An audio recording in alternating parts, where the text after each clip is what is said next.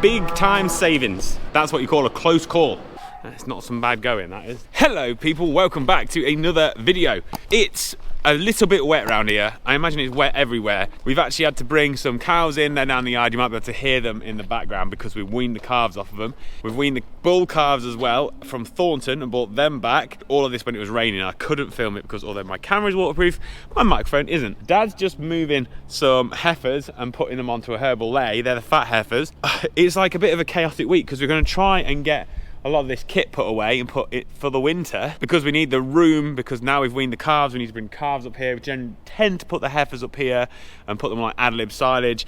Then I've had to sort of ration out for the fat heifers because although they're going on the herbal lay, we're going to bring them in and finish them. Cows hopefully will get to go back onto grass at some point relatively soon if and when it dries up. Our meadowland where the cows are grazing are currently underwater. Not as bad as Joe Seals though. I saw Joe's videos and I was like, oh, I'm glad that's not me. I've got to get a load of milling done because I've had to sort this ration out. Normally we'd feed quite a lot of barley. This year I've got some wheat left over that I need to feed and I've got some beans down in the shed that I want to feed, so I've had to kind of like formulate a little bit of a ration. Use the AHDB beef ration thing.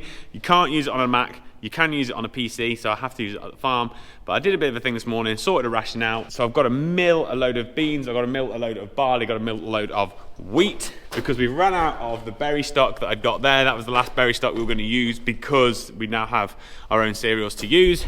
Oh, and to top it all off, we've started feeding some of the Forage Rye. I've got my silage analysis back from the Forage Rye. It took a little bit of a time, I don't know why, it just took like 2 or 3 weeks longer than the others for some reason. But I've got that back, so I'll talk to you about the Forage Rye as well. But the cows are on that and seeming to like it. So we'll delve into all of this at some point during the video. Anyway, first job, I'm going to find my dust mask, which might be in the cab, and we're going to get this mill running and start and get some stuff through it.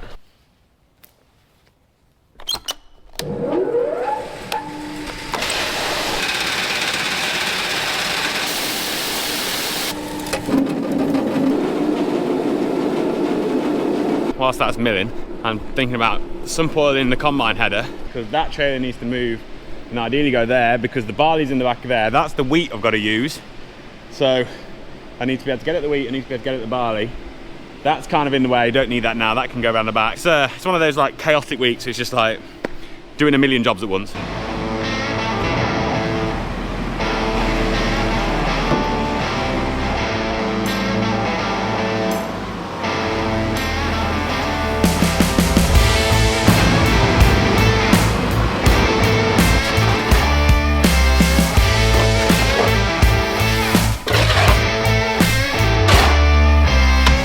Wheat moved. It's a warm job today. I'm gonna head down to the wedding shed now and grab some beans and we'll fill the hot water with beans and get them milled.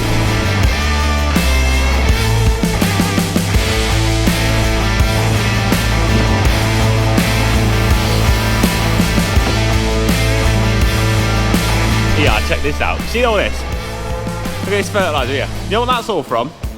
That would have all got spread on our grassland if we didn't use that term fert. Savings. Big time savings.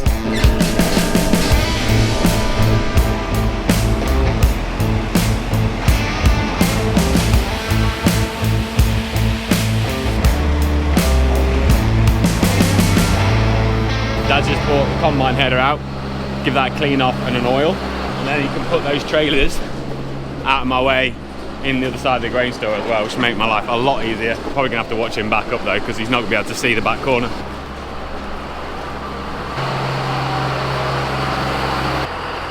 Whoa, whoa! I'll give you 3 guesses at what that used to be. I think that's what you call a close call. It used to be a wire reel, you know, with like for electric, and it was powering the fans at the back there. Dad came in, said the fans ain't working, went up and had a look, and that was sat on top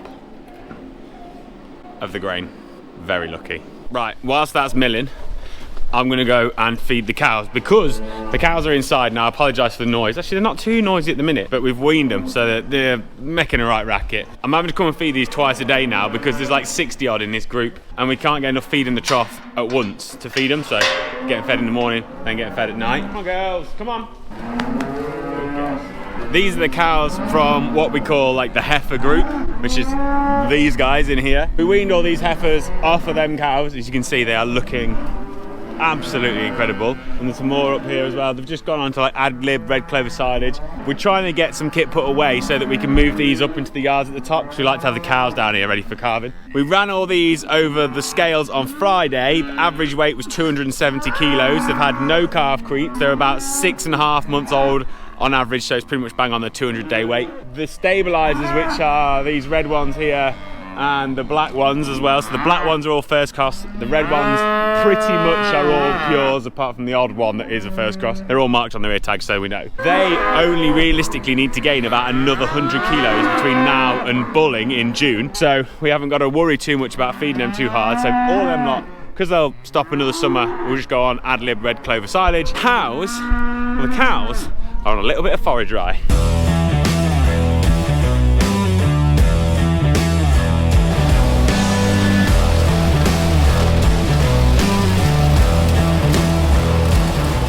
Top tip, if you're going to feed it like we do, get yourself some new blades in your straw shredder, because this stuff is long. It will wrap. We didn't put the knives in on the baler when we baled this. Looking back, we probably could have done, because what happened was there was a thing broken on the baler which did something to do with the knife tension, which we then later got fixed, which meant we probably could have put the knives in. We couldn't put the knives in because we didn't realise it was broken. Whatever. Anyway, it's meant that this stuff is quite long, so it needs a knife in it. Dad's ordered some new knives for our shredder, and you just have to be a bit careful and feed it a little bit slower. But even though it's long like that, they still eat it. It amazes me, because everyone always says about muzzle length, but they just chomp away on it and absolutely love the stuff. So I said I'd talk to you about the silage results, and I've got them here on my phone. So this stuff is coming out at 7.6% protein. Just put that in perspective, if you were to feed barley straw, it'd be like 3.5 to 4% protein. So this is actually about twice as good, which is pretty good. I'm really happy with that. It's about 60% dry matter as well, so it is quite dry, but that, you know, whatever, it's not too bad really for dry cows. And it's also 9.1 ME, so it's got a fair chunk of energy in it. It's not got loads of poke, but it's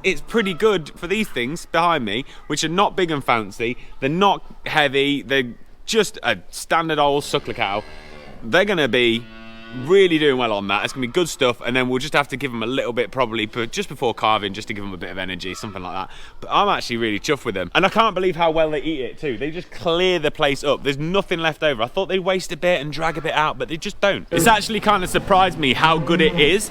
I was kind of expecting it to be a lot worse, because we ended up having to mow it when it was stalky. We were about 3 weeks behind where we wanted to be when we mowed it, because well, it rained, which you wouldn't believe, would you? So that meant it went from kind of leafy stage to the stalky stage. I actually wonder how good that stuff would have been if we'd have got it leafy. And there is a little bit in the middle of the stack that was leafy, that was just a little bit behind. Oh, and you might have noticed that, yes, I've got a different coat on. I've already filmed this once, and when I got home, the audio didn't work, so I've had to film it again. Oh, and the other thing, I've got the lights on, and I've managed to work out how to fix the flickering on the camera, which has been great, because then in the winter when we're going doing weighing cows and all the stuff that we're going to do with cows, I ain't got to worry about the flickering. I feel like a genius. I'm not, but I do feel like one. Right, so we're back up at the feed store now. We've got a wheat mill there, we've got some beans there, and I've got barley underneath the mill now. The ration we put together is 4 parts barley, 1 part beans, 2 parts wheat, and that's a finishing ration. So you can kind of like scale that to whatever. So the ratios are always the same, no matter what the size of the cattle is. That's kind of made for a 500 kilo finishing animal. So we'll put that all in the Emily bucket now, and we'll mix it up and get it ready to feed. The other things that you could put in there, maybe if it's a bit dusty, put some molasses in just to dampen the dust, make it a little bit more palatable. So we've got a bit of molasses, and might do that. The other thing would be some alk-acid rumen buff kind of thing, just to help buffer the rumen. It'll increase your daily live weight gains, and it will just help with acidosis. But it shouldn't technically need it, so I'm not going to start with it, but we might put it in. We'll just wait and see how things go. The ration is formulated to do 1.75 kilos a day, and then also use about 10 kilos of decent quality silage. Not the best silage, but not the worst silage either. I'll put it on screen now so you can kind of have a look at the ration that I've done. Hopefully that'll work, but you can find out in a few weeks' time when we start and weigh some cattle. You'll see whether it's working or not.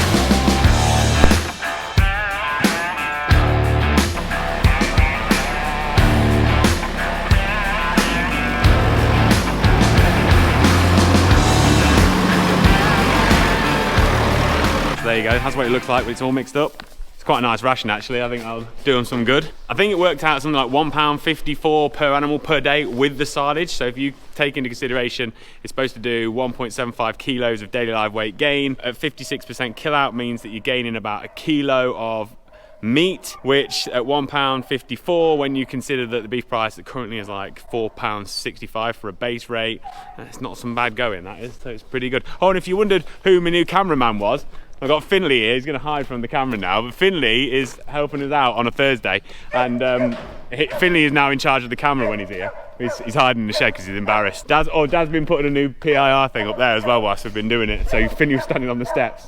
He did a good job though. You should all say how good a job Finley's camera work was, because I was impressed with it. Saved me a job anyway. Right, whatever you get up to this weekend, have a good one. Look after yourselves. See you in a bit. Bye.